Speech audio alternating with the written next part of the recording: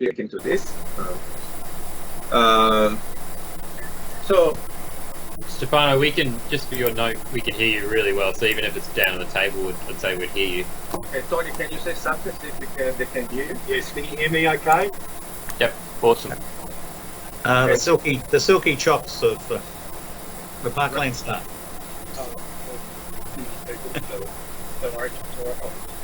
Okay, so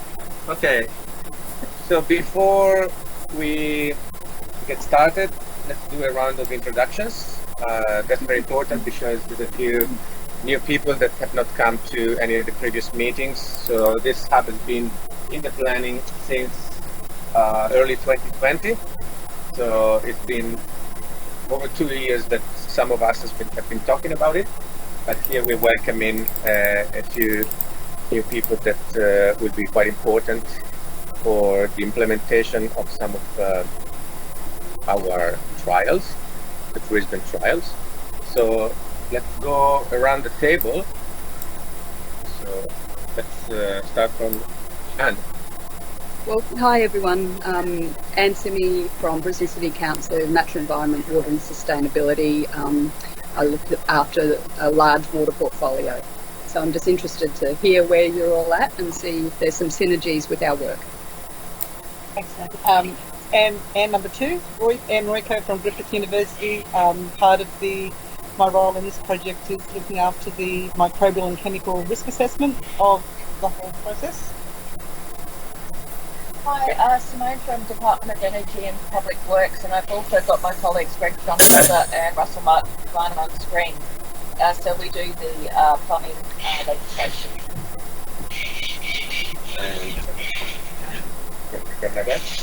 Hi everybody, I'm Bernadette McKay from the University of Southern Queensland, Toowoomba campus, and our role is to assess the agronomic benefits of the biofertiliser. Tony Sutton from City Parklands, I'm the Projects and Assets Manager, so providing guidance to the group on implementation within a live environment. Hi, I'm Steve from Point Capital. I'm sitting in the direct country. We're a water unit, and we're interested in this project from forward with public knowledge. Paul Hoffman from City Parklands, work closely with Tony. I'm the manager for Victoria Park and user. Stefano here, together with Sean, who's online. We are running this hub. We had this idea together 2 years ago, and I'm in charge of the Brisbane node, particularly. Although I just moved to Melbourne a couple of weeks ago, we'll still be involved in the Brisbane node. And here's the last few of the crew. Welcome. Yeah. Russell and Greg. Great show. So we have a full representation from Department of Energy Public Works today. 4 people. Yeah, we just want to get a job. Well, there's nothing like a meeting at Victoria Park.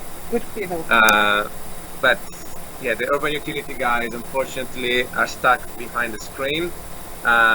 Colin and Jason, you and Michael, just might want to unmute yourself and say hello. Oh, no worries. Happy to kick off here. Cole Chapman. I head up the Innovation Research and Development Program.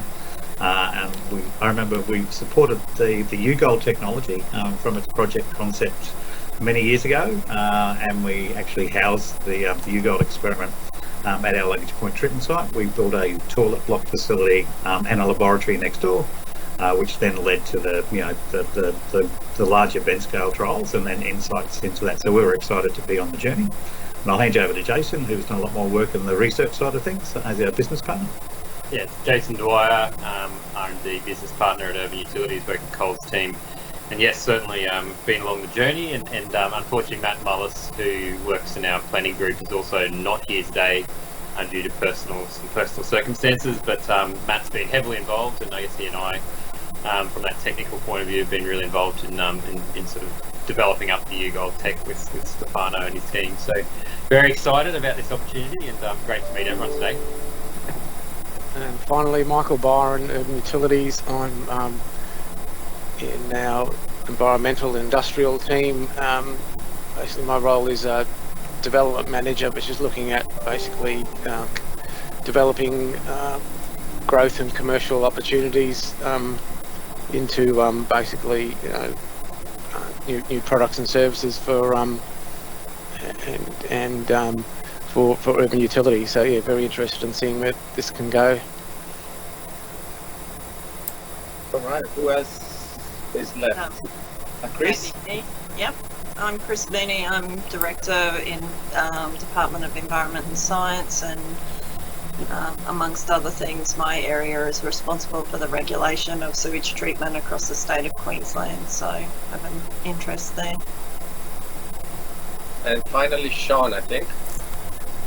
Good morning, everybody. My name is Sean. I'm the director of the AIC Research of Nutrient in a Circular Economy, and then I am located in Sydney and University of Technology Sydney. In Sydney area, we are very much focused on building level of the urine collection and then processing. We are trying to utilize the different process compared to the Brisbane node, and then the Stefano and then the Brisbane team together with our urban utility. They are focusing more about city parkland and then how we can try to utilize the public toilet and then make this fertilizer from urine. And then very great to see all of you, and then looking forward working together more and more valuable outcome for the future for next 4 to 5 years. Thank you. Thank you, Sean. Carabil, yeah, she said she has an emergency physio, so she will be here. And then Sayed, if you can't, is... Sayed just said he has to be on a phone. Right. Okay, so that takes care of the attendees of today's meeting for the Brisbane node of this hub. So I'll just start, if you allow me to pick the first 5 minutes to explain to everyone why we're here and what we're trying to do so that we can bring new people up to speed. So hopefully you don't see that as a waste of time for those that are really acquainted with the project. So what's behind this new hub? So sustainability, that's what we're after. What's the problem? The problem is with the way we manage nutrients. So on a global scale, we have problems with nitrogen and phosphorus. So phosphorus is a mined resource and it will run out probably in the next 100 years. It's a long time frame, but beyond that, we won't have enough phosphorus, which is required to grow food. So where are we going to look for more phosphorus? The best thing we can think about is to recycle the phosphorus in our waste.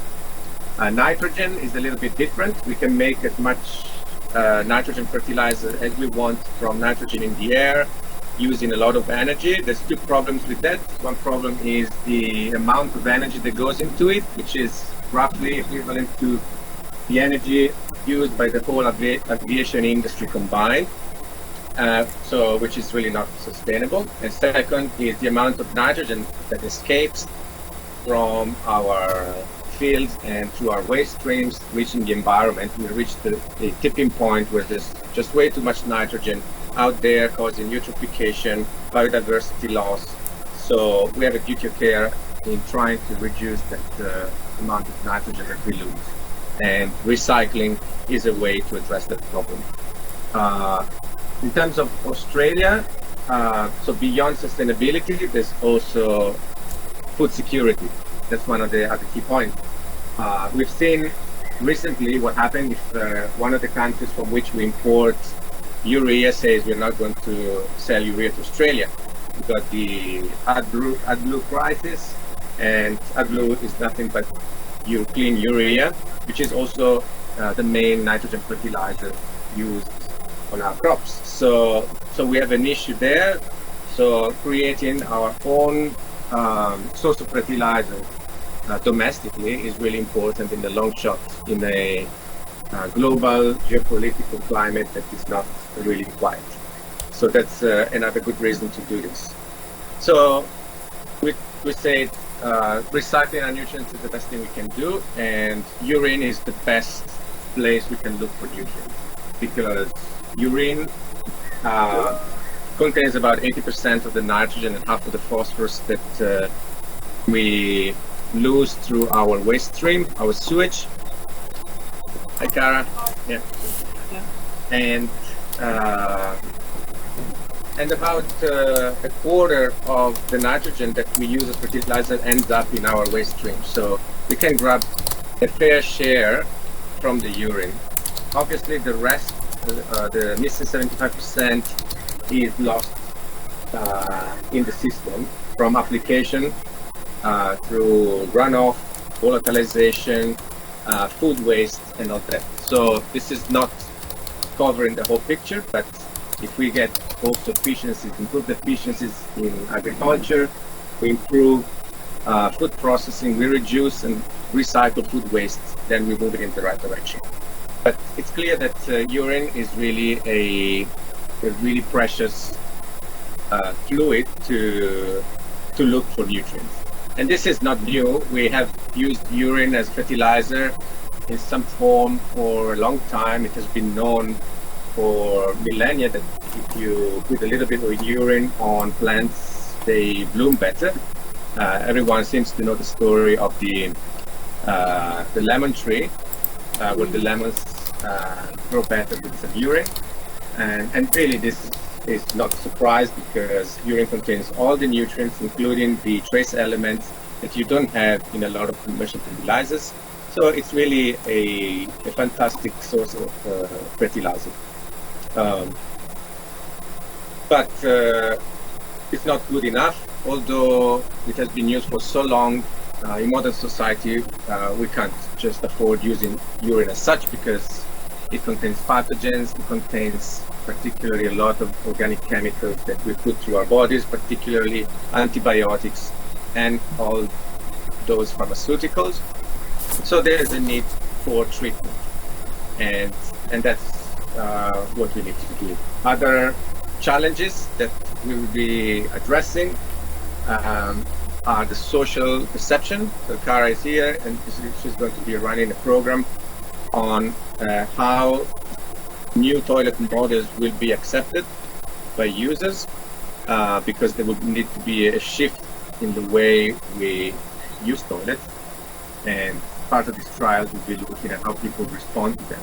There need to be a social shift from the farmers' communities that would need to be accepting different fertilizers. So these are all long-term challenges that we're trying to address. We're going to be looking at this circular economy based on urine on a 360 degrees approach. So we'll be looking at new toilets and how well they work and how they're accepted. We'll be looking at two new technologies that Sean and I have been developing. Particularly here in Brisbane, we'll be trialing the U-Gold technology developed jointly between myself and Urban Utilities over an RC linkage project that ran for the past 3 or 4 years, with quite a bit of success, where we demonstrated that we can clean up urine and we can also concentrate it so that we can more easily transport it, because it will have less water. We'll be looking at how we can then convert this urine into the fertilizers we want. Maybe it's not ideal as such, it will work, but it's not going to be perfectly formulated for other fertilizers. So we've got our agronomists and agriculture teams, particularly Bernadette at USQ, who will be looking at some field trials. And also in parallel in Sydney, we'll have a different trial running on a different concept, different technology. In that case, it will be a building in the middle of the city, different technology, and different agriculture team that will do different tests. Particularly over there, they'll be looking at effects on soils. So, but we'll be working closely with the Sydney group as well. So I think that gives a little bit of the full picture. On top of that, as I already mentioned, organic pharmaceuticals, micropollutants are a key issue. Effect on human health is one thing, but effect on the environment, if we keep applying them on the soil, we want to make sure that we don't end up causing any sort of toxicity in the long term. So Anne will run a project on that of Griffith Uni. And in parallel, Syed, who's not here today, Griffith Uni will be doing a project on the business model, or how we can make economic sense out of this. We have some good ideas here, particularly there's a growing liquid fertilizer market where the fertilizer has a higher value than the solid fertilizers used in agriculture. And also there's the benefit from the water utility point of view, where we take nutrients out of sewage. That means that that frees capacity in treatment plants, that's avoided investment or reduced investment, that can flow back somehow to feed the whole process. So there's a lot of complexity there. So we are going to get started in a few months when the project is finally all signed up. It's already approved. We just have to finalize the agreements with our partners, and by August we plan to get started. And what this means for this site at Victoria Park is that we're going to start to plan to have an amenities block which will be connected to a pilot unit that will treat the urine collected here. This will be a staged approach. Well, the amenities block will come in one go, but the pilot system will consist of multiple modules. We'll test one module on a smaller flow of urine, and then use that as a basis to improve the beta version and so on, until we come to the full volume that we plan to target, and that's approximately 200-300 liters of urine per day, which is what we expect based on data collected from Roma Street Parkland. We expect that kind of flow from a 10 pedestal toilet block, at least on a good day, when we have good number of visitors in the park. But that's quite a bit of unknown there. So, okay, so that's all I wanted to say. Today we have a few agenda items. First item is regulations, and we have been holding meetings individually with the different departments in the Queensland government that are in charge of regulations that are relevant to this project. So we have Queensland Health, we have DES, and now we have Department of Energy and Public Works. They are quite essential, so we'll be looking at what needs to be done to enable this project, and beyond that, what needs to be done to scale this up beyond this project, to make it mainstream. Then we have in the agenda the discussion of the amenities block here. We want to kind of have a discussion about how it should look like, and funding is also on the agenda to discuss, and how it will be connected to the pilot unit. Pilot unit is work in progress. Adam is not able to be here today, so I'll just give a brief update on that. And I believe that that is all we wanted to mention. Perhaps one last minute agenda item, the media release policy that we just hooked up. If there's any feedback, we can discuss it at the end. So I think there should be enough time for everything, and then for those who are not here last time, we can have a walk around to see the potential site for installation of the unit. All right, so let's get started on regulatory process. Maybe Cara, if you are feeling all right, are you feeling okay? Oh yeah, I'm fine. Yeah. Yeah, we might get started to maybe brief about the discussion we had with these guys here. We just had a couple of conversations in terms of what needs to be done with the plumbing, because what we want to do is non-compliant on two fronts. The watermark issue for toilets that we'll be using, and two, the plumbing code, where you're not supposed to take waste from the toilet and do something with it, as opposed to sending it directly into sewer. So, Yes, so hello everyone. can you hear still okay? Yeah, okay, good. Apologies. Yes, so we had a meeting with the Energy and Public Works folks last week, and I guess there's a couple of things in terms of regulations. Initially, the work that I did at Currumbin village back in around 2006-07, we got a research exemption to put in non-watermarked toilets and to handle urine and potentially reuse it. It's not black water, it's not grey water, it's kind of yellow water, and it's a little bit, doesn't quite fit in any particular box. So we had a chat with Lindsay and a few others there, where I might get them maybe to talk a bit about the approach they might take with that. But the other thing we thought as well is that we don't just want a research exemption, we want to mainstream this. The idea of the project is to try and make it as usual. So looking at really trying to potentially change a regulation around the handling, the treatment, collection of urine as well. So I guess the next steps. Can I just ask you on that? Are they sort of waiting? Is hesitancy there until we show that it's safe, and then they would sort of go from? No, we trust that you're not going to try to kill somebody. I'll jump in if you like. Yeah. So at the moment we have prohibition of these, what I was saying, around use of toilets that don't have watermark. And that's not just toilets, it's every plumbing product that you can think of has a little certificate that says it's been looked at by someone and it won't kill you. And so we're very keen to make sure that we don't jump on that space anytime soon. We are aware, of course, that the urine separating toilets don't currently have watermark in Queensland, or Australia rather. It's your Australian-wide system.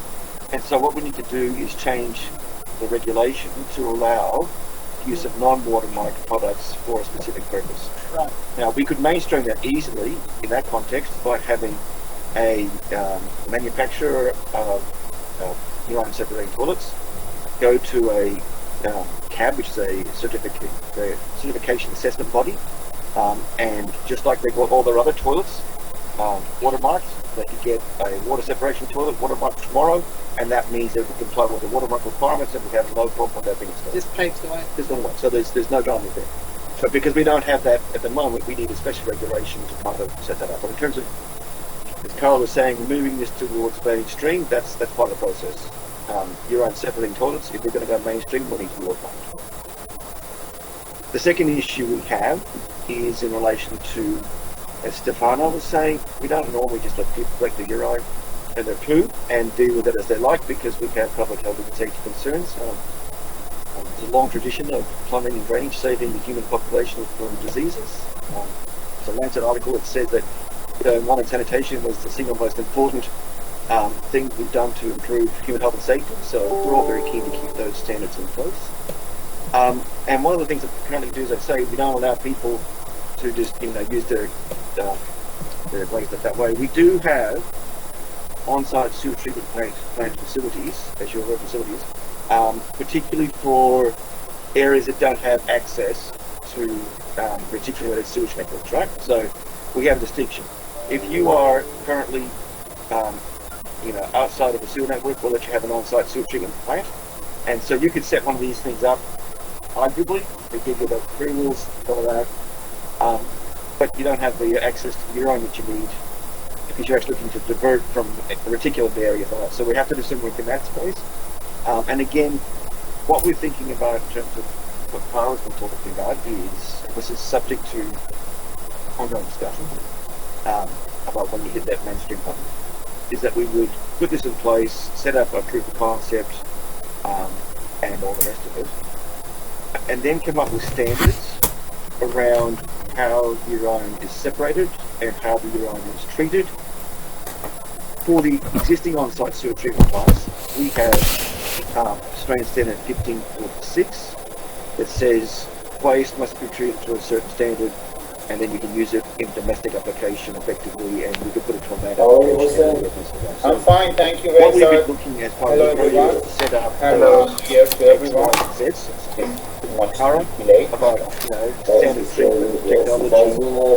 We just call it they don't just do they also do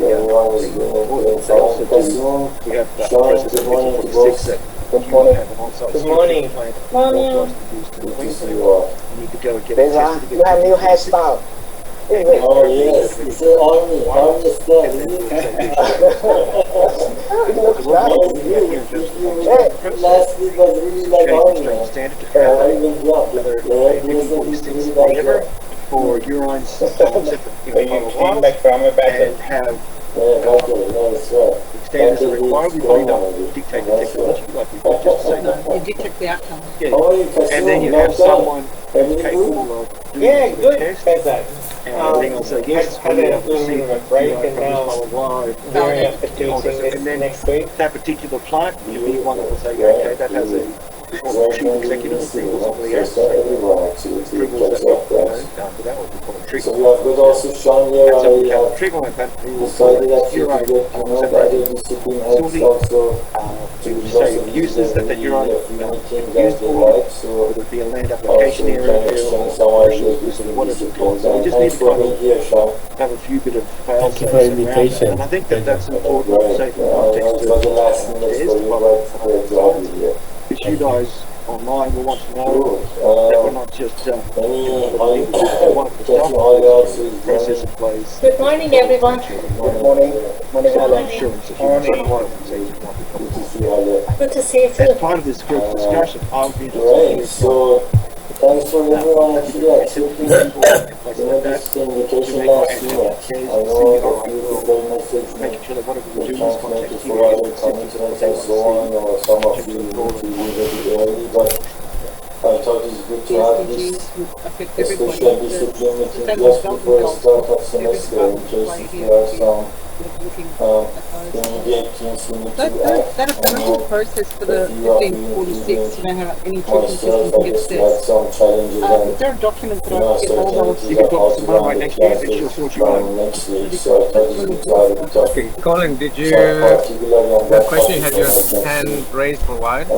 You know, most of us we do fairly tough to so that's good to have a chat. So I sound a lot sweeter when I'm on mute. Thanks for the brief. I thought it was it's certainly the way to go. Understanding the plumbing regs is something I guess we're very familiar with in our business.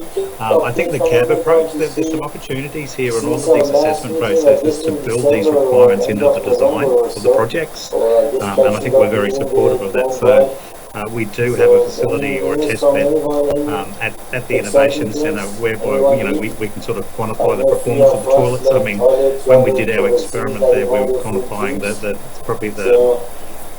performance of the technology, but certainly the different types of pedestals and approaches that are there. We can certainly lend our hand to that. We also have a relationship with Coroma, and I know they do significant design as well, and so we'll probably extend the reach there once we sort of understand what that is. So as part of this, we've got to get a deeper insight into that. And then on the on-site STPs, again, we actually have a sewer a test rig or a pilot sewage system, and we utilise that to test flushability for wipes. And their breakdown in the sewage system, and also obviously we can test it to see if we can get them removed from market. It's led to us developing, working with us to develop a standard for flushable wipes. Again, here I guess this rig could also probably assist with standardising some of those outputs in regards to the 1546. So yeah, so I think all in all, I think it's a good approach, and we can certainly lend ourselves to supporting both of those to provide great insights. Okay. Yeah, some students from the PRC got a COVID just before Christmas. Yes, we have many people who are willing to donate to science on site, so we've done that already, and we're willing to take all donations from around the table much, as well but I feel like in that approach.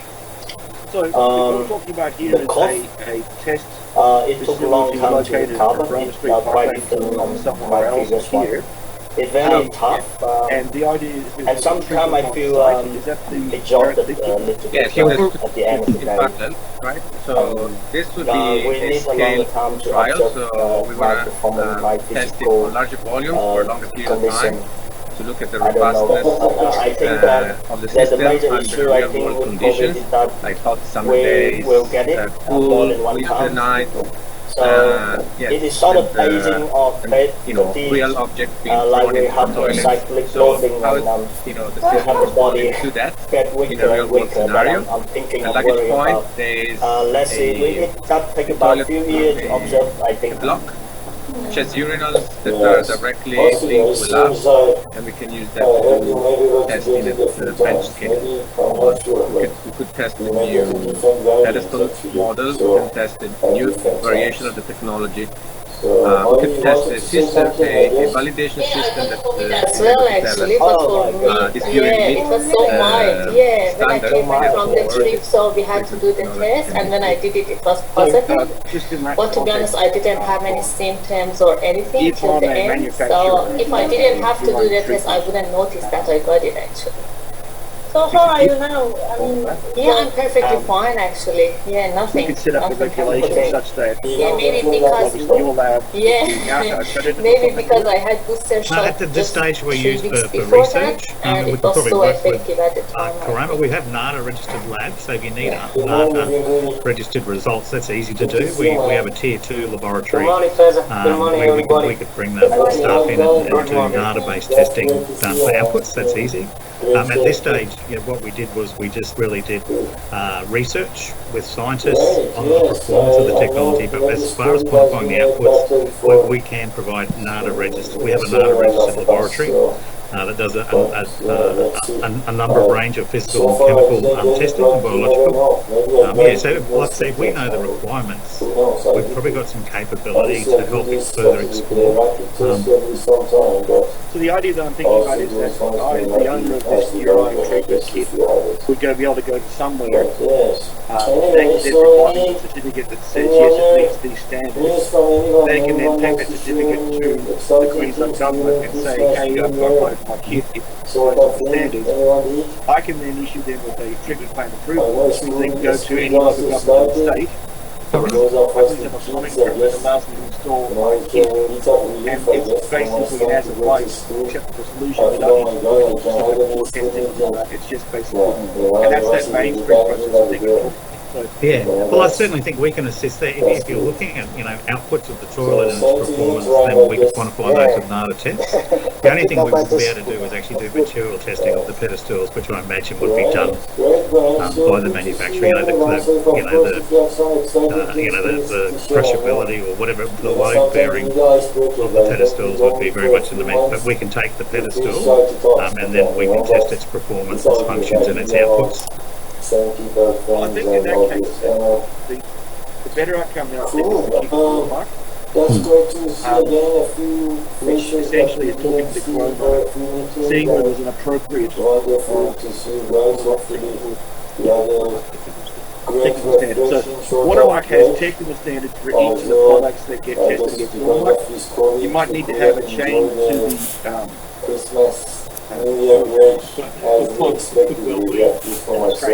there is these strange which is redundant.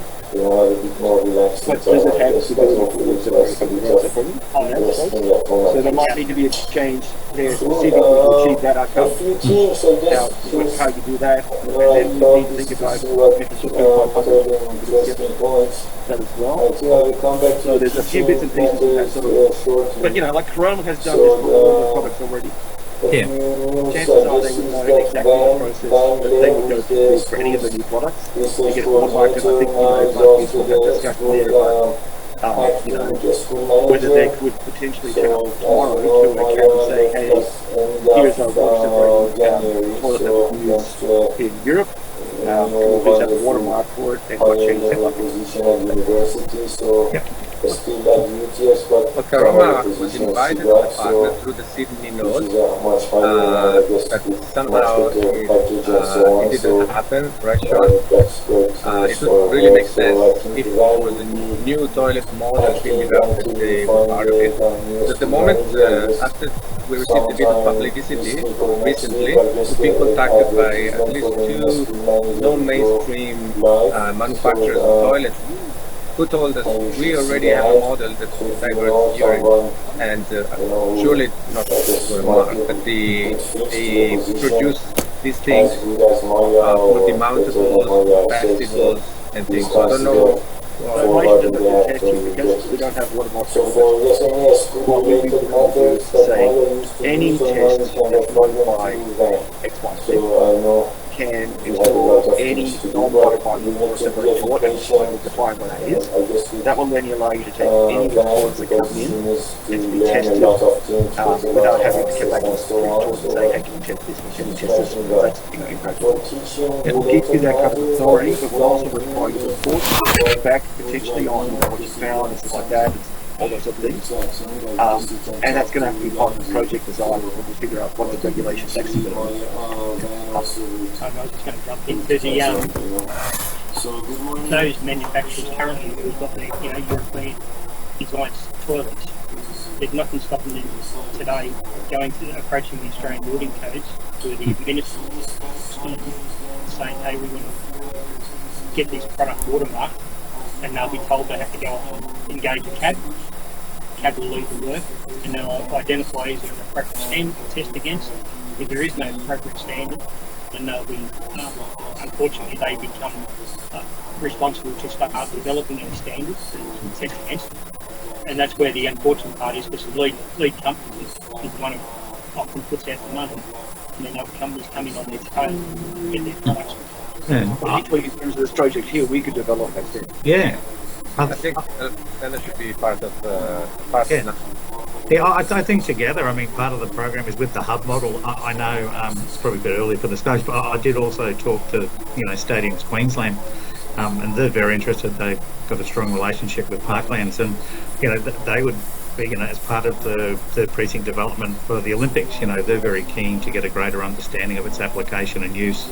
And so I think there's a lot of willing partners in this. For us, Jason's just mentioned, Cole Hester was our trade waste manager and heads up the laboratories now. He's done a significant amount of work in standardising, the flushable wipes and the like. And so I think we do bring a lot of clout. And that's what I'm saying, 'cause I think if we can set up the process so that it contributes towards the development of a pathway, then that's a really good outcome for all. And I think that they are here. I mean, the work that we've done on them, there's significant value in urine separation, and the products can provide both significant environmental and social benefit. So I think we're very excited to be supportive of that, and I'm sure there's others. As we go around the table, everyone sort of has who knows someone who can help out. So I think it's been a very positive discussion.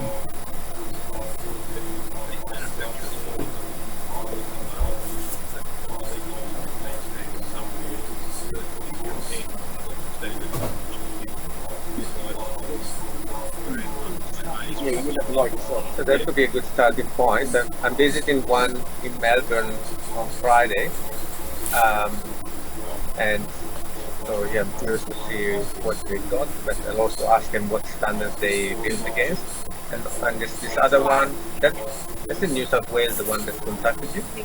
Yeah. Who are they providing them to at the moment? Who Well, are they selling them to? my understanding for the Melbourne one is festivals and So they must have a permit.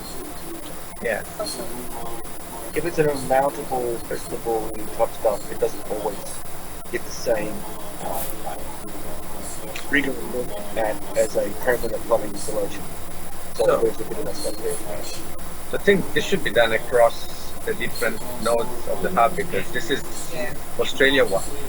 Like we're working on a standard that's Yeah, I mean, it is certified, and the if you get so for your watermark stuff, which is what if you can get changes to Australian Standard 15.6 about the requirements and the testing standards for your own treatment plants, then it also becomes Australia-wide, and you would then be able to book in product out of Australia and do it all that way as well. So it's quite, that process is the best possible outcome in terms of that uniformity across the country.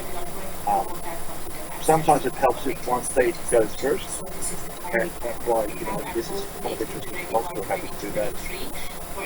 We're happy to investigate that. I should say too, public servant, I'm just talking on behalf of myself at the moment.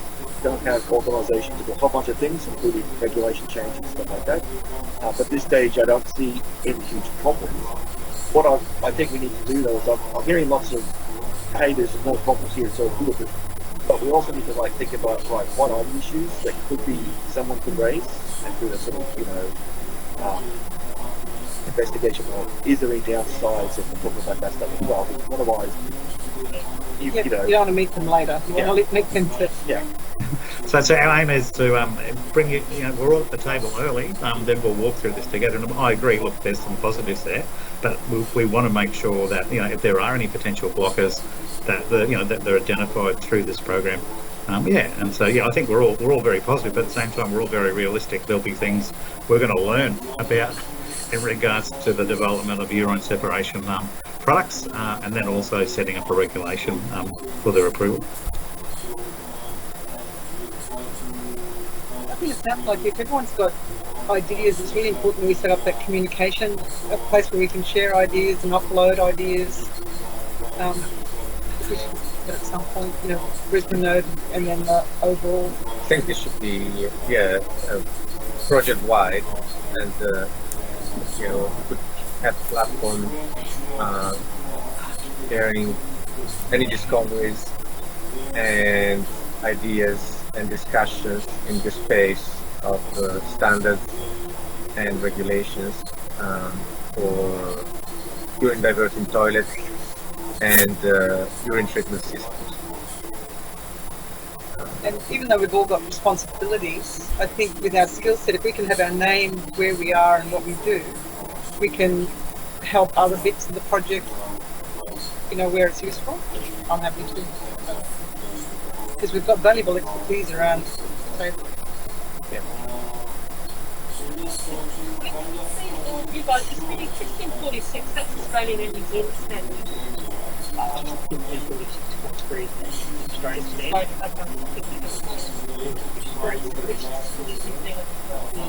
New Zealand still adopts. Yeah. Okay, mindful of the fact that Chris is going to be here only for the first hour.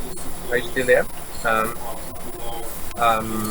Do you have any comments or anything to add, or anything in response to Lindsay's initial query about the role of DES? Not really. I'll have to understand kind of the setup of the pilot to understand whether it sort of triggers any waste type regulations in terms of how it's being collected and blah blah blah. Some of the requirements are based on whether it's being received at a facility and reprocessed or not, etc. I think we've also talked in the past about the potential need for an end of waste code to, I guess, facilitate long term. But yeah, I'm sort of just waiting for the dust to settle on what you're going to do, and then I can give you the best advice on what's required. For research purposes, we don't have any serious constraint. It's for the scale up or mainstreaming that then we're going to need. Well, just in relation to that, Chris, Lindsay here, of course, we would need to make sure with you, for a consultation process, that nothing we're doing in our regulation cause you any concern. So we would, if there's any inconsistencies in regulations, we can potentially amend your regulations as part of the process. But if you've got an act change that we need to know about, then that would potentially put a kibosh on the whole thing, from our perspective, because we don't have any legislative vehicles to change, an act at the moment. So we need to be really clear about what we're doing. Is that going to cause you an ag issue, or is it something that we can adjust through support of legislation potentially? And then we need to make sure that your minister was on board, of course, to make sure all that works. So if when you go away and you have a think about it, you start thinking there's any problems, it's probably important for you to get in touch with us and to think about what we're going to do about that. The other part of it is currently we have that separation. We don't what from on-site Facebook. Yeah. We only get up to less than 21 people or 4,200 leaders. I'll say there's on-site system. So hopefully it's not losing style, is it? Could be a fun. Yeah. Imagine this amenity cooking they could install here would be paid on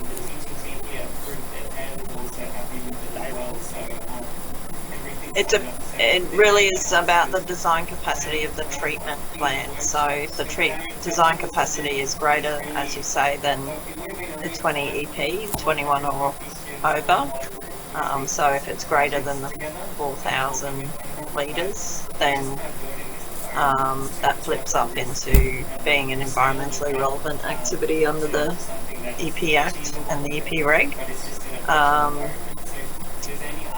Yeah. So it just really depends on the size of the system that you're going to be putting in. But I'm not sure whether it's actually treating sewage because, as you said, it's not black water. So we don't regulate grey water systems under our sewage treatment threshold, for example. Yeah, so again, it's just something we need to work through. Yeah. And, it may be that as long as we have a plausible regulation in place that everyone can say this has been dealt with under this thing here, it's got these approvals and stuff like that, then there's no reason why anyone should have any concerns about it. And we just need to make sure that we choose the most appropriate legislative instrument to deal with it. And at the moment, we were reasonably comfortable that it could be our stuff, but if it has to be, some sort of temporary ERA, then that might be the way to go as well.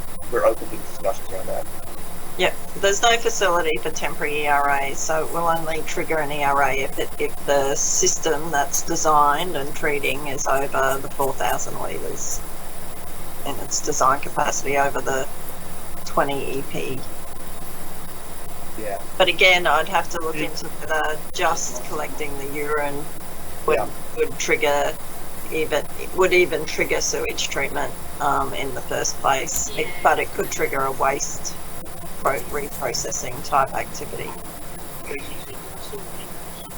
Yeah. It's going to be if you even had, So maybe next steps for this might be have a bit of a mapping of views, and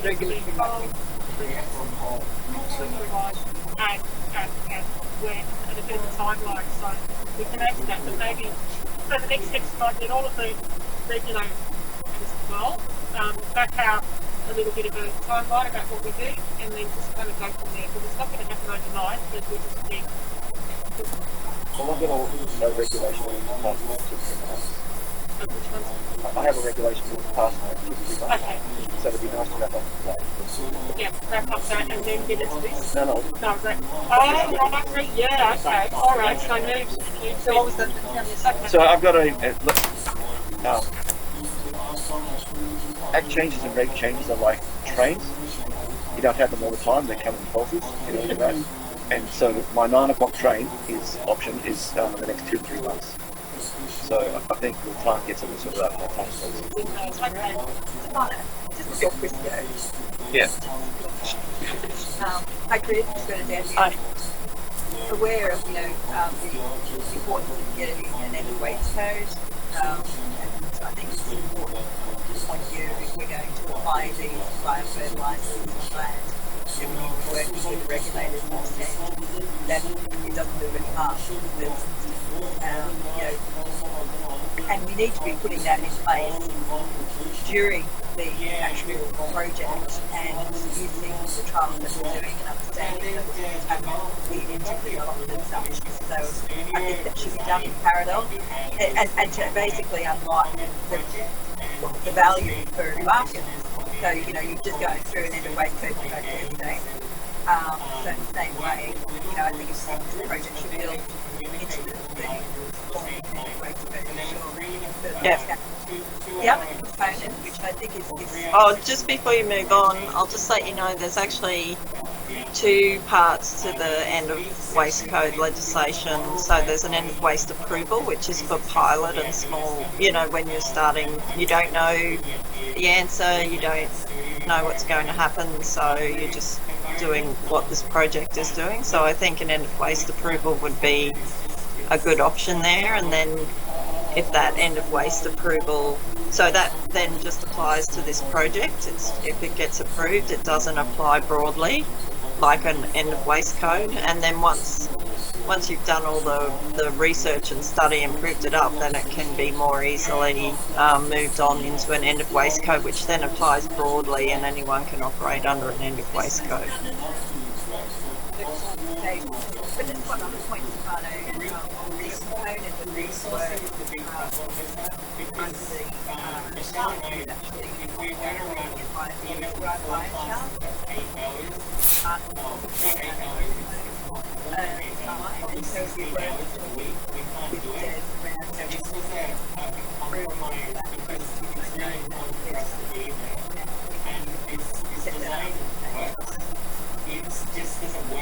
Sorry, I was only just hearing that. Are you talking about an end of waste code for the biochar from biosolids?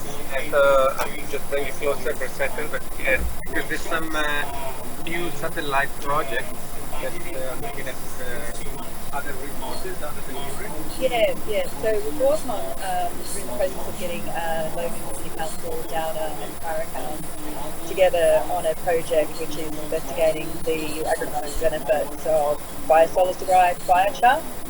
And understand that, you know, it's kind of sitting in the same spot at the moment. I think it's being regarded under the biosolids end of waste code, but still there's uncertainty around heavy metals and what happens through the thermal processing. So I suppose it's about understanding how we could develop it. Would that sit under, again, an end of waste approval? Chris, or that one I'll have to get back to you on, but I'm thinking, again, if you're just looking at that as, you know, in a research or pilot sense, I think the end of waste approval is the first step, you know, so that you can go through and start to understand the properties of that particular resource. Yeah. I'll keep you up to date on that one anyway. I'll just have to get a bit more information on that, because as you know, we regulate Logan City Council and that facility that produces the biochar, and we've been doing a lot of work with them to get that biochar pilot where it is, and just I'll have to check in with the team and see if there's any other advice they've been providing in that space, that's all. Yeah, I think we just have to marry up what the previous conversations that they've been having with that arena back project. So basically, yeah. Okay. And also, before you go, I just have a question. You say that it's really good for end of waste for the 20 EP. Is that right? No. So it's a different regulatory structure, I suppose. If the urine is considered to be a waste and you're doing something with that waste, so I'll just have to go and sort of have a look at how it sits in the legislation in terms of whether it's a regulated waste, for example, then any sort of reprocessing of that. In order to do that, you might require an end of waste code or approval. Yeah, my question is, well, what's the definition of EP and how it translates to you? So what we were referring to earlier was that with sewage treatment in Queensland, there's kind of a so under the EP Act, it's only regulated and requiring an environmental authority if the design capacity of the treatment plant is 21 EP or greater. EP is about 200 litres per person. So if it's greater than 4,000 litres, then it's... a difficult question because EP is equivalent person or equivalent population. So if you take the whole sewage, everyone uses about 200 liters of water a day, but if you just take their urine, it's really about how much nitrogen you put into the system. So yeah, so that's the other part of the definition of EP is the design of the treatment for nitrogen. I can't say I fully understand the way it's written, and I haven't ever been able to get advice as to how it's written in our regulation like that or why.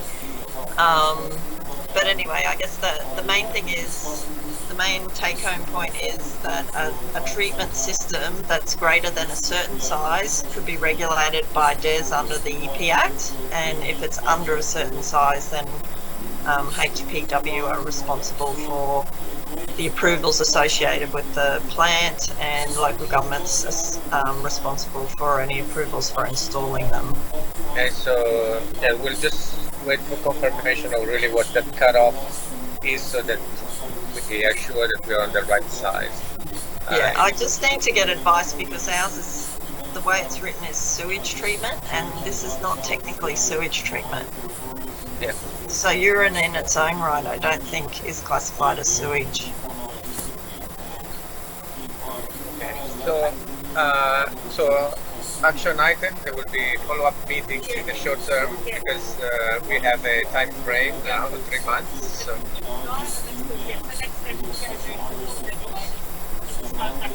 So Kara, Anne is leaving, so Bye everyone. Thank you for coming. We send the minutes at the end so you can distribute also with others. At the end you can also send me your notes and we can put them together.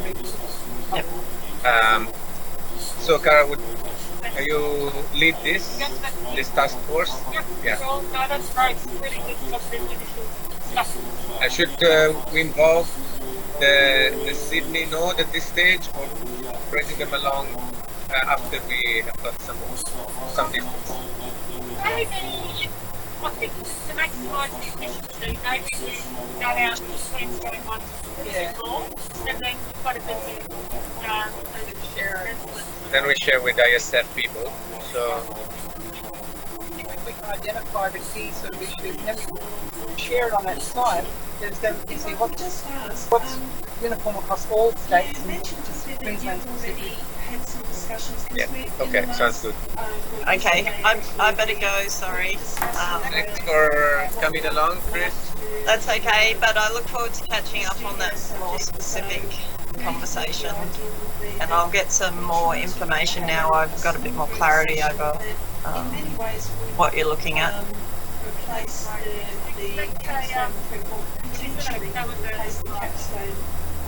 Sure. Thank you. Bye-bye. Thank you. Bye. Situation. So that the studio subject would teach the students more about public planning. So that when they then go on to do their capstone, they're much more prepared than what they would otherwise be. So say 100. So 100. So you will have 1 going into the urine and 99 going combined. Rest of the waste in flush bowl. Tiny volume. Yeah. And then yeah.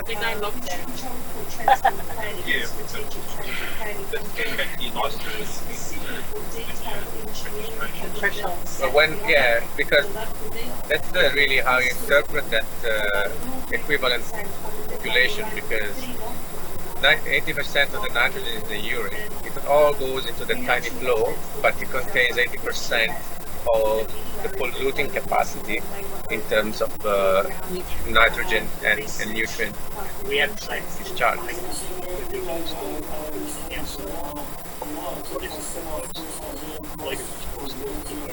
it's always later. Some kids don't use it towards the school to get out of class and out there. So,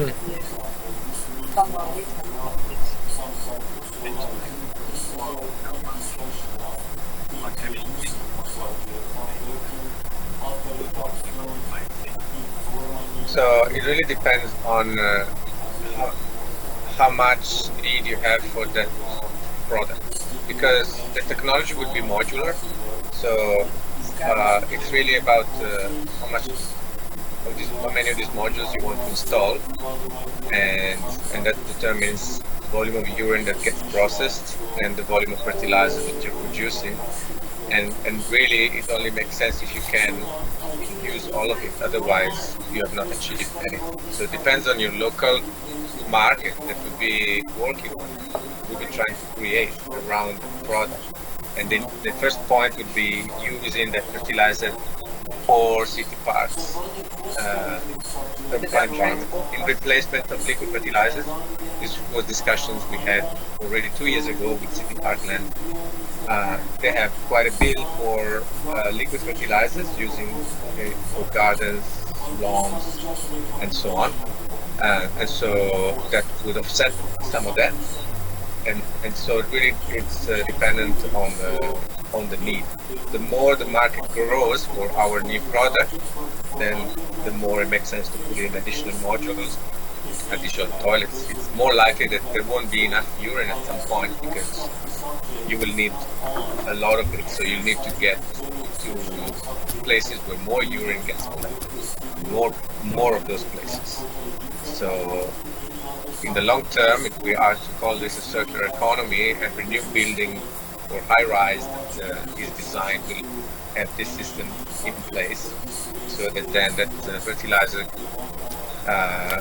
will be available for reuse primarily within the city, so going from parks to urban farming, but also exported to areas a little bit outside of the city, very urban.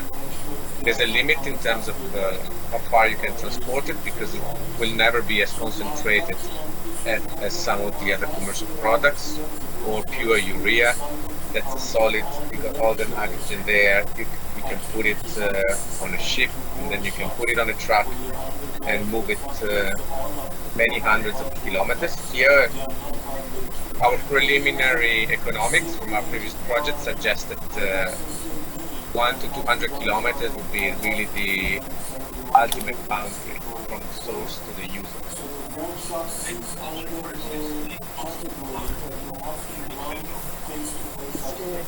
So, well, the way we have been doing it is the urine obviously comes in whenever it comes, but we have a holding tank that buffers it, so that it's also the first stage of processing, but also offers the opportunity to equalize the flow.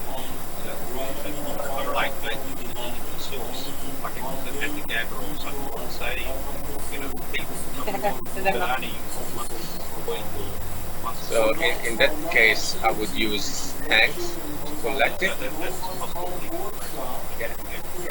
In fact, even for this trial, one of the initial thoughts was we were not going to get enough urine, which was the perception, from a park.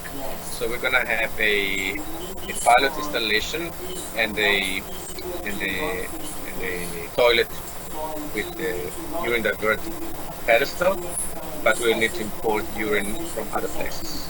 Now the new thought is maybe we get enough if we have a large enough amenities block on site, which this leads us to the second main topic of the meeting, which is how the toilet or amenities block is going to look like and how big it's going to be, and whether or not we will rely solely on that for our urine flow, or if we need to source urine from elsewhere.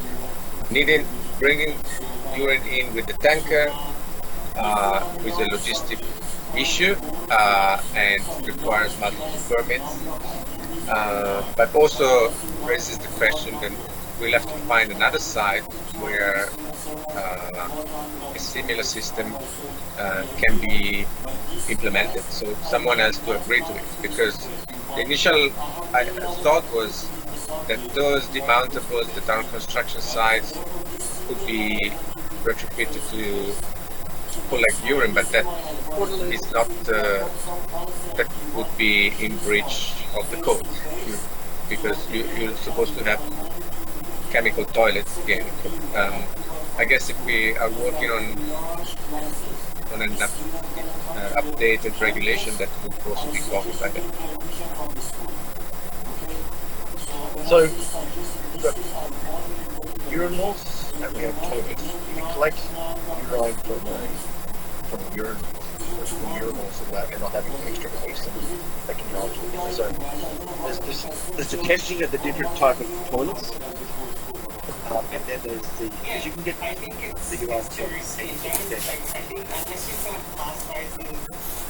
we should also have two. One back on my mind was, do you get water flowing into the water separating toilets, urine separating toilets when they do a flush, or how does that work? So all the models rely on the fact that the water flows out the main hole together with feces and toilet paper, and the urine has its own path. So there's no how does that flow get occasionally we get little bites of that and we get stuff that's something we want to test. So the idea would be to have a block with each pedestal has a different style, and that would be researched for human perception on the usage and also performance in terms of what needs to be done to clean it, what inevitably goes down the urine channel, and how that impacts treatment downstream. So getting back to the original question, which is, can our regulation facilitate urine being taken somewhere else and being adopted here? If we think to make sure we have that as part of the project plan, we'll wrap with that, and then we'll just make sure we build the regulation and have that. Okay, so I think last time we were settled on not going that way anymore, but having a amenity block down there, and just rely on that and have a staged approach where, as the volume of urine grows with the usage of the park, we install more modules to treat that urine so that we are self-reliant and we don't need to have trucks coming in. Is that still the view? From the students,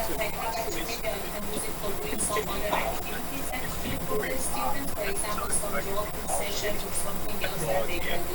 Because otherwise I would just clean myself actually 2 times per week. And I don't see any points in that one because anyway, I'm going to upload the report of the lectures and everything for a student. Address some of the objections and constraints that have been resulted under that regulatory requirement. And then once we've said that to the Victoria Park Erosion Control Committee, for their review of the route and then progressing to the space. So yes, this site is an option, but it's not yet approved. So there's still a lot of work that needs to jump from that business case for what that looks like in a couple of section. And so the logistics of it as well, looking at things like does it smell, what's the perception. So I think there's still a lot to be done before we can say that this is a particular site that's been approved by Okay, so how do we start? We've got to come up with a business case. The project control committee at the moment, so city partners as well, the current site we've got here. We now need to then know how does the treatment integrate with that particular type of facility, what does that look like? And then what is the operational requirements as well as far as running and treating that on that site? So these are all things that are going to impact park users that are coming to this park, 60 hectares of open space. So we've got to look at that. So is it something that if there's going to be an amenity block installed, we want to have this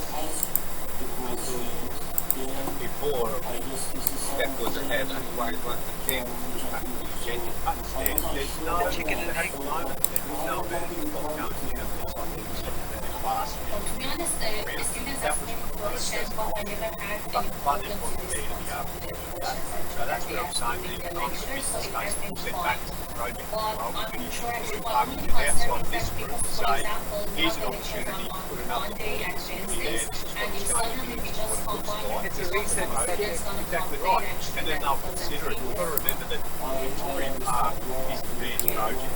So it's being showcased. So we have to create it as an opportunity to be innovative, part of sustainability showcase, and at the same time that we're collecting the data about public perceptions and everything, because we can't prove that until we've collected that data. But we've got to overcome the group and the project control. Definitely. Approval to proceed with Yeah. the project. So it's got to be sold to them in that. In terms of the chicken, correct. So, yeah.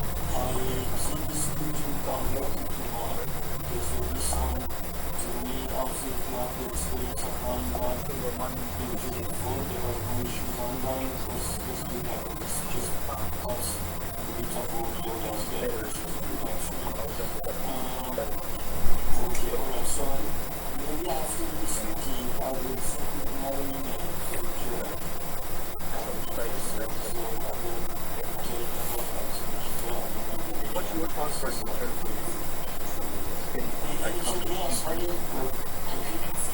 It's really don't have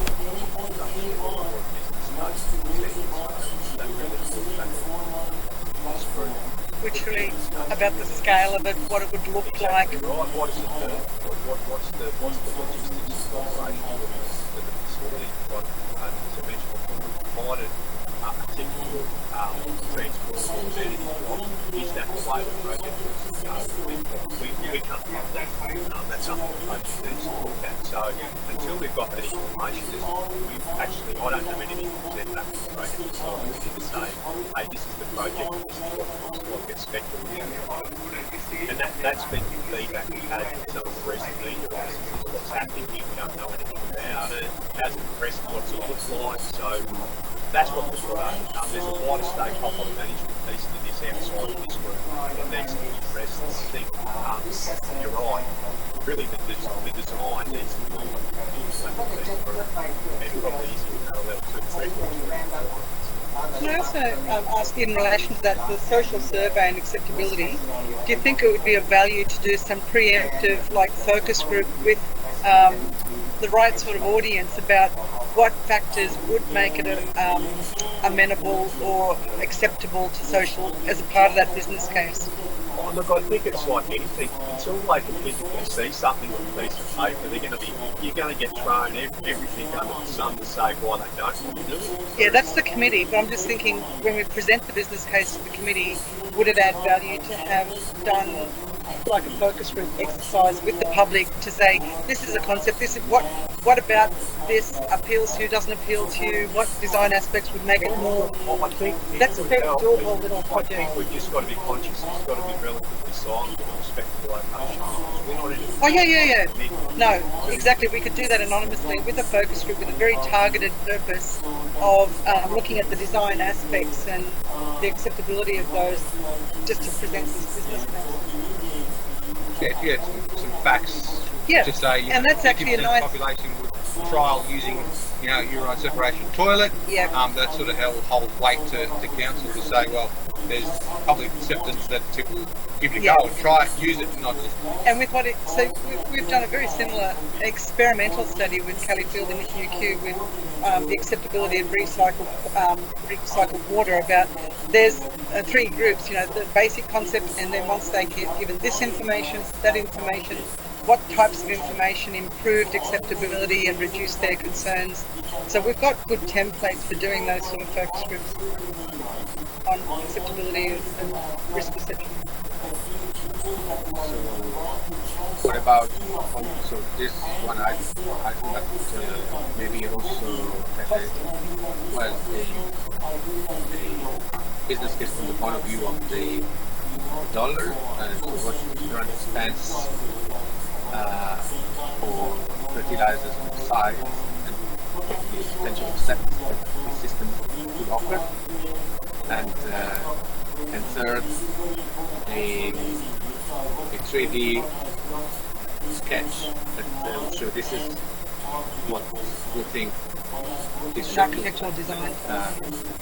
Really, it would be based off the standard amenities block, which we don't have any expertise, and it's not going to be the design component. From outside, it will be exactly just like this one, but that will have a couple of additional features, with the tank underneath, and then this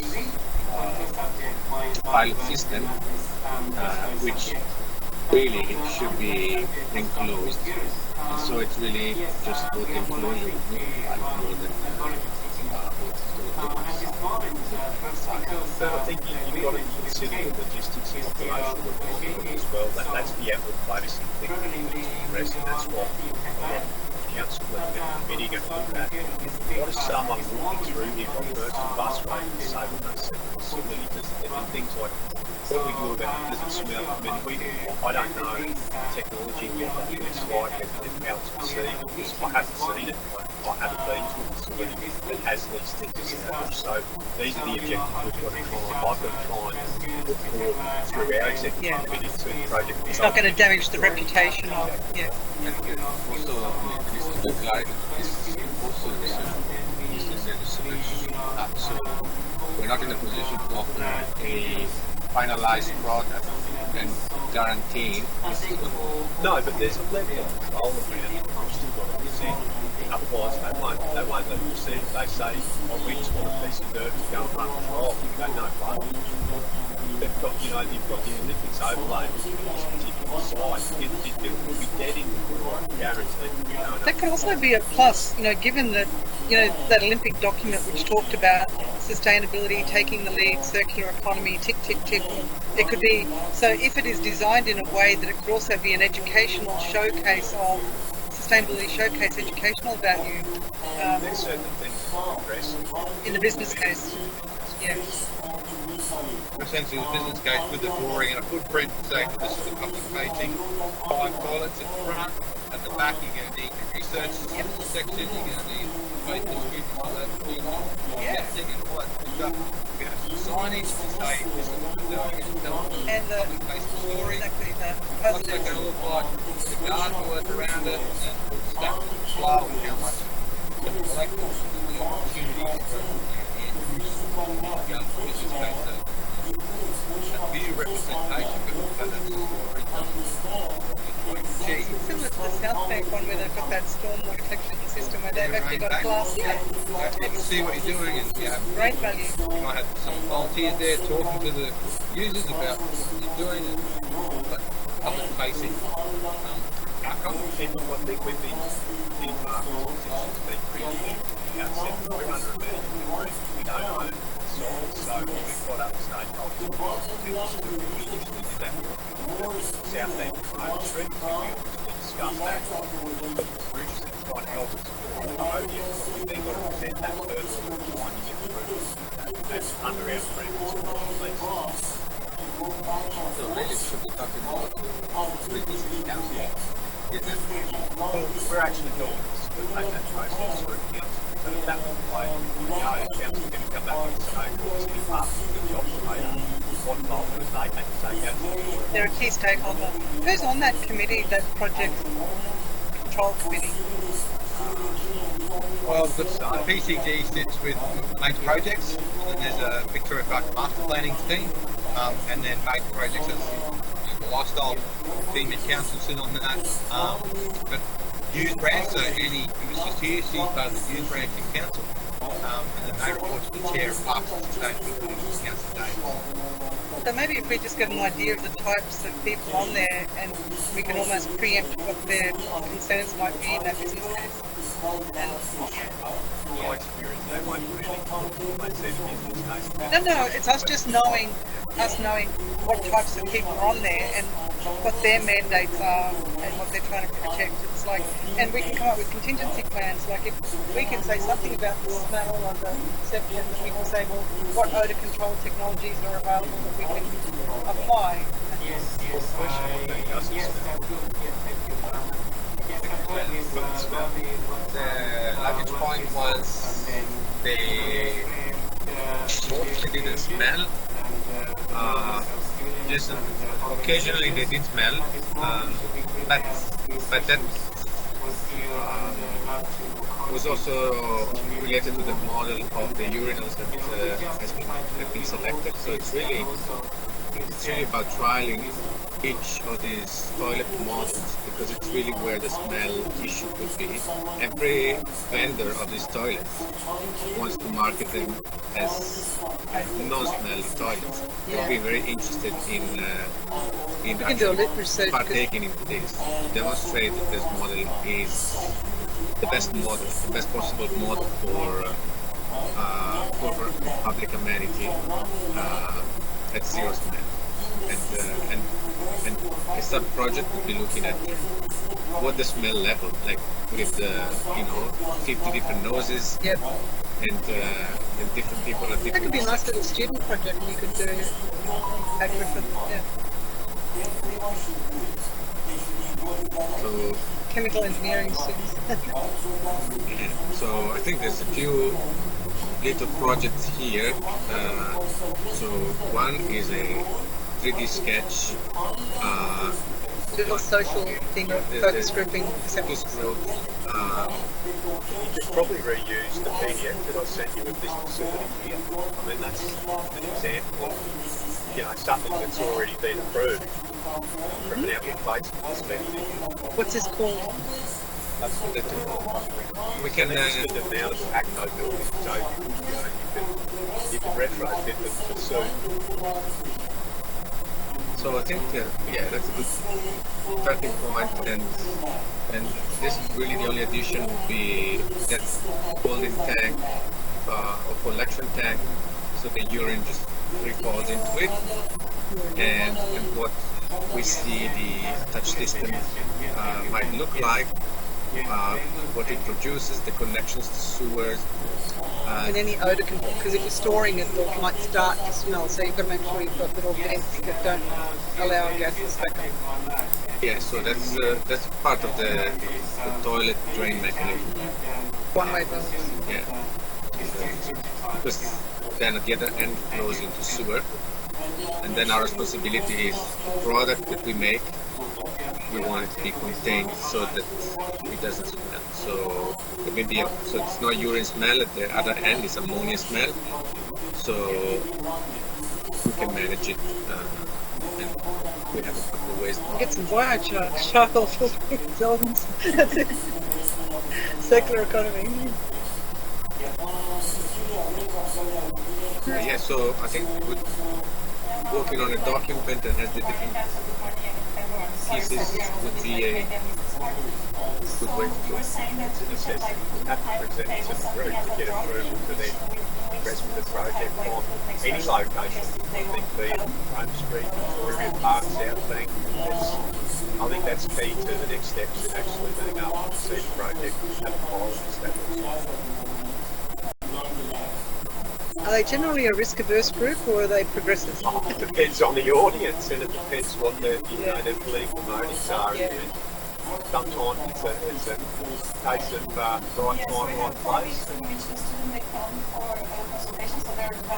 I guess we can also embed it in a bigger story with the sustainability and the Olympics, and some success stories from Europe about similar stuff. The Danes would have thought about. Yeah. I think goes without saying, sometimes the best idea is when you give it to someone else and they run with it. And I think that's really what we need to put here is really showcase it and let somebody run with it, go, yeah, great, we want to get behind it. Yep. We want them lining up to have it here. That's right. But we've got to protect the market. I think that's the next step, is to get that business case fairly robust, and we can then sort of tap the thin edge of the wedge and table that at a PCG meeting, and then see what the feedback is and continue developing it there, or at least provide some guidance back to the group from an operating perspective. What objections were raised, if any, whether it's feasible, and then looking at costs to implement it. Because this is a research piece. I don't know if it's going to really be a huge impact in terms of dollar expenditures versus income. I think that it could be much more powerful from a sustainability point of view. So having this as part of the sustainability trail, like I remember there's other activities in the park that would be linked to sustainability. And it depends on where that slots in. Sustainability is such a wide spoken area that there's lots of things even within council that they're working on. So it's where does this fit in the overall sustainability approach? There's lots of different things. So again, it just depends. Got a place got one or two who views it and decides, yep, we want that Victoria Park. Well, that's where the SDGs are useful, because they've developed all the indicators and they've got that international mandate. It's up to us to sort of show how that could. And that's above and beyond me. We're here as an operator of the park to manage the assets and have the expenditure on the park and deliver projects and stuff. That sort of thing. That's we'll play with the project group here to provide that level of guidance and governance around that, so we present it to them. So now funding is a key issue, because we'll be hiring someone, paying them about 130,000 a year to run this thing. And of course, and they will start with the project, so by the time we've selected the applicant, it's going to be around November. So can we realistically have something by then, or should we look at the new project? Stefano, can I make a comment? Yes, Jason. Can you hear me? Yep. Yeah. I just listening in, and I think it's the stakeholder management and sort of the pitch, isn't it, of development of the kind of output that you really need to get to here. And maybe there is sort of expertise in the group to do this, but there are also consulting companies out there that sort of specialise in this commercialisation space, really, which is sort of taking an idea and pushing it into an attractive proposition, I guess, and taking into consideration stakeholder management, all those sorts of things. So maybe it's a little piece of work you can get a consultant in if the expertise are in this, who's in this group to sort of pull that together. The cost again, what's that cost? 20 grand.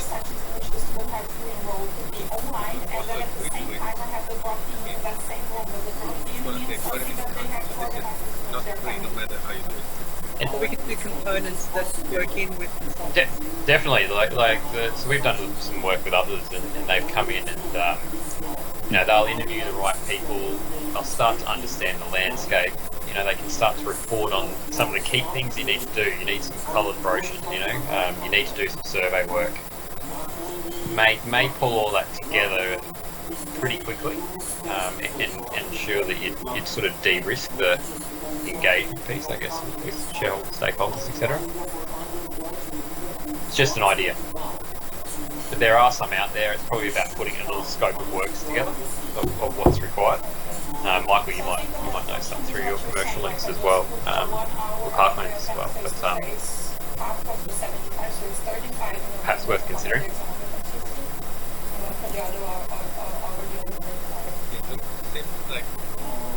The budget is really the great limitation.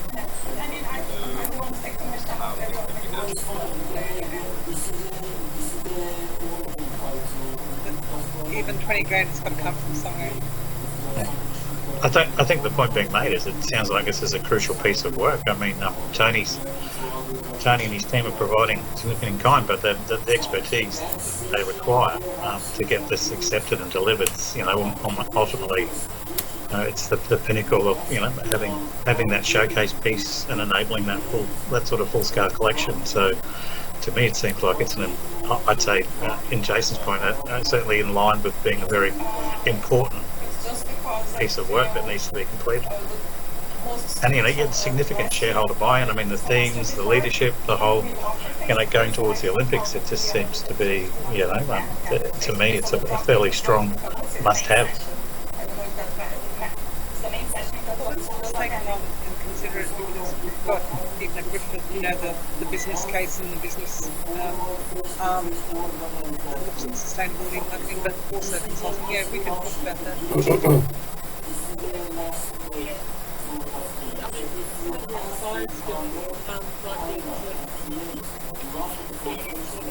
When we talk business case, we need to just think that it's money to show that it's worth the money. But as Fiona was suggesting, that's not going to be the strength of this business case. No, it's going to be the glossy and changing, bringing stakeholders on board. Yeah, and if that's something that we can, we've got a feel from council through Anne that they would be quite interested in that, but it's not quite.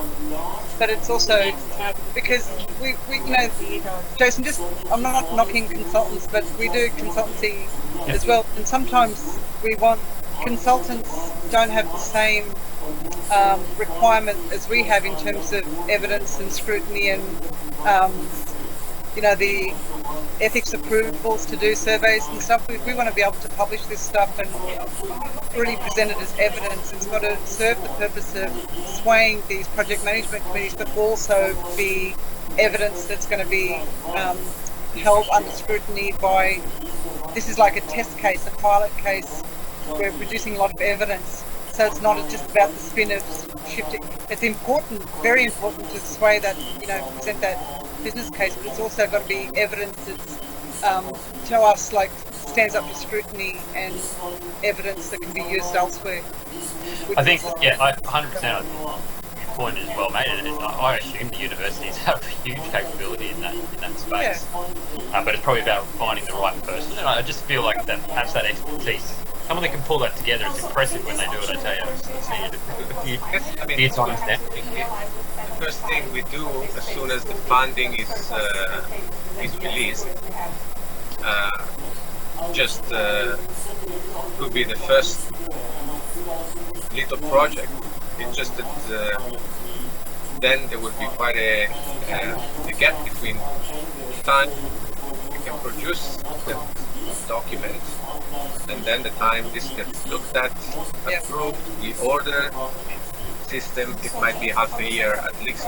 I had a consultant wrap up the project for us recently, and they did that piece of work in 2 months. So to produce the business case, but how long will it take to be approved? And through that project committee, we have to prioritise it if that's really a stumbling block. Do you have any people? Again, it's hard to say. Seeing the documentation ready is it's happening within edge of the wedge. We've already made mention of it at that particular meeting, so I don't sit on that table. Brad, our COO, is heavily involved, and he's already made mention of it. I think the next step is to get that document, put it together, and then start to circulate. And then it's a case of element of business stream. How many people and divisions will that circulate through? I don't know. Through council. So Anne's looking So yes, that's a very difficult assessment, because if the postdoc starts and you start to train them, then you work with them. So we could either delay the whole thing, get the postdoc after this. Is the postdoc going to be based in Brisbane based? So I think we might need to look at unis. As you know, anyway, we'll talk about that tomorrow. Well, I think it sounds like a lot of the information already there. It's just pulling it together. We've given a concept plan. We've given a possible location of it. That's a simple screenshot on Google, which I think we've circulated. It's really just pulling that together, and the business case doesn't have to be thesis on the project. It's just got to be a high-level summary. This is what it is. This is the operational requirements, and we can probably start to implement that process. So I wouldn't get too and it can be iterative if you like. Again, this thesis of a document that they're going to look at the front 2 pages and go yes or no. I think this is really just that early inception. here's a high-level summary of the project. This is what it's going to achieve. This is what the project's trying to do. And this will be an ideal location for implementing that. And then if we can sort of get some form of informal commitment, we can then start to progress and bring down some of the things like the numbers, what's the time, what's the cost, and how do we, so deliver the 2 years. project. Yeah. Now that's good. That's good to get a feel for what The scope of it, what you're after. And the prospects, I think, is what you think might be appropriate. So like a full page rather than 40 pages. On that, and I think we've identified that plan. On the next agenda item. Yeah, good points. Yeah, well, that was really it because beyond this was the technical. This is the pilot, but other than the technologist after it cannot be here, so we'll leave that item for the next meeting, which will take place virtually, likely. And we'll be sharing the drawings of the pilot. So beyond this, I think that if you guys want to have a walkthrough back on the way back, you can look at the site that was. I just thought I'd mention one other aspect, and that's the issue of communication. So at the moment, because we don't have any kind of authorisation to go to the lab, we probably can't refer to the Queensland government like that in terms of space. So it's just like, getting those sort of pieces in place. So we're having to progress in terms of that, but in terms of the new year, some say Queensland government there stuff we're not there. To address this, in fact, because we recently had this issue come up, Sean and I, we have worked on a draft media policy, and it has been distributed to all the partners and as well investigators. Basically, to summarize it, everyone who wants to disclose something to the media, whether it is online news, on TV, a magazine, or even on social media, it will need to be brought up with the director, one of the key investigators, for approval, and if to discuss the content. If the content goes into a space that could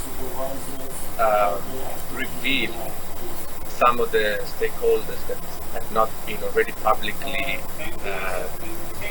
announced, or if there's any of the partners, industry partners or government entities that will be disclosed through that media release, that these organizations will have to be consulted beforehand. But in this case, we know already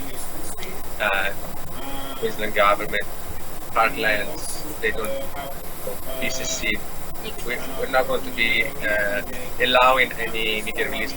So at the moment, it's mostly about concept. What this project is about, what is the technical items, and what are that's great. No, some of the science. I think there's an opportunity to tell a good story here, but we just have to understand what boxes ticked and all that sort of Yeah, so hopefully with that, and we can also share that media policies with you guys after we've received feedback, if there's any feedback. I don't know if you had the chance to. So basically, the only place where we thought could be more lenient is like social media, on LinkedIn, as long as the posts are technical.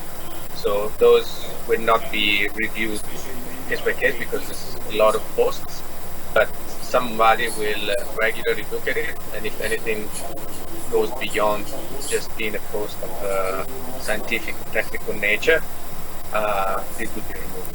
Cool. Excellent. Okay.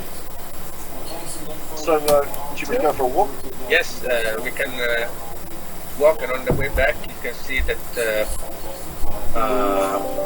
the mountable block that was here and is located near the site that we think would be the ideal location for.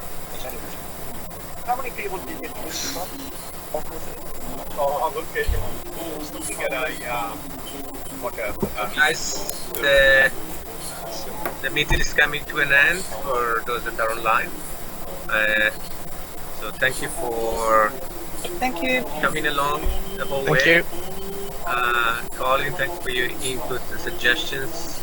Jason, Michael, and thanks Sean for being listening carefully. All these lessons would be very useful for Sydney as well. All right. Thank you. Thanks. Thank you. All right. That's Jason organize the meeting. I'll send you my availability for next week. Sounds good, mate. Yeah, perfect. Wonderful. Thanks.